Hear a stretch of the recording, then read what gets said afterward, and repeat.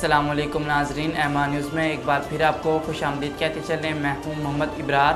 اب تک کی تازہ ترین ہیڈ لائنز۔ پنجاب پولیس نے کارروائی کرتے ہوئے ڈکیت گینگ گرفتار کر لیا۔ تفصیلات کے مطابق چونیا تھانہ صدر پولیس کی جانب سے کی گئی کارروائی کے نتیجے میں خطرناک سازش ایک ڈکیت گینگ گرفتار کر لیا گیا۔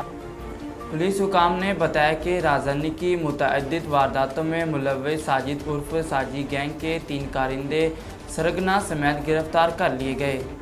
اسلام آباد ہائی کورٹ نے توہین آمیز نوٹس کے خلاف درخواست پر پاکستانی ٹیلی کمیونیکیشن اتھارٹی (PTA) اور وزارت انفارمیشن ٹیکنالوجی (IT) کو اقدامات کرنے کی ہدایت کر دی۔ اسلام آباد ہائی کورٹ نے ہائی لینڈ کے اسلام مخالف سائنسدان کی توہین آمیز نوٹس کے خلاف درخواست پر فیصلہ جاری کیا۔ عدالت عالیہ نے مسلمانوں کی مذہبی جذبات کے تحفظ کے لیے PTA اور وزارت IT کو اقدامات کرنے کی ہدایت کر دی۔ وزیر اعلیٰ پنجاب حمزہ شہباز نے کہا کہ میری ٹیم میرے لیے ایک خاندان ہے۔ انٹرنیشنل فیملیز ڈے پر پیغام دیتے ہوئے وزیر اعلیٰ پنجاب حمزہ شہباز نے کہا کہ آپس کے مضبوط رشتوں سے خاندان مضبوط ہوتے ہیں۔ حمزہ شہباز نے کہا کہ ہر رشتے کا خیال رکھنا ہے کہ ہم سب کا فرض ہے۔ خاندان کے ہر فرد سے محبت، خلوص اور شفقت سے پیش آنا ہمارا اخلاقی، سماجی اور دینی فریضہ بھی ہے۔ فیصل آباد ایئرپورٹ عملے نے فرض شناسی کی مثال قائم کرتے ہوئے شہری کی گری ہوئی رقم واپس کر دی۔ ترجمان سول ایویشن اتھارٹی (CAA) کے مطابق فیصل آباد ایئرپورٹ کے عملے نے شہری کے $1000 واپس کر دیے۔ ترجمان کا کہنا ہے کہ رقم کا مالک دبئی جا چکا تھا، اس لیے رقم اس کے بھائی کو دے دی گئی۔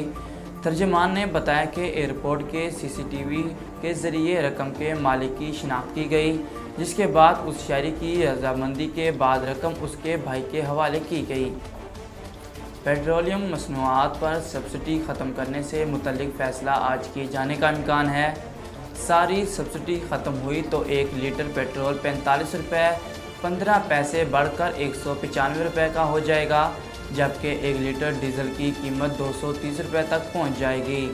یاد رہے کہ تحریک انصاف کی حکومت نے IMF سے پیٹرول مہنگا کرنے کا وعدہ کر کے آخری دنوں میں قیمت منجمد کر دی تھی۔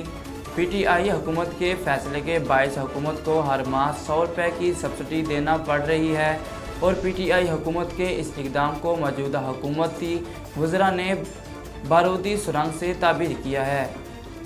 ناظرین، اب تک کے لیے اتنا ہی۔ مزید خبروں اور تفصیلات کے لیے ہمارے چینل کو سبسکرائب کیجیے اور ہمارے فیس بک پیج کو فالو کیجیے۔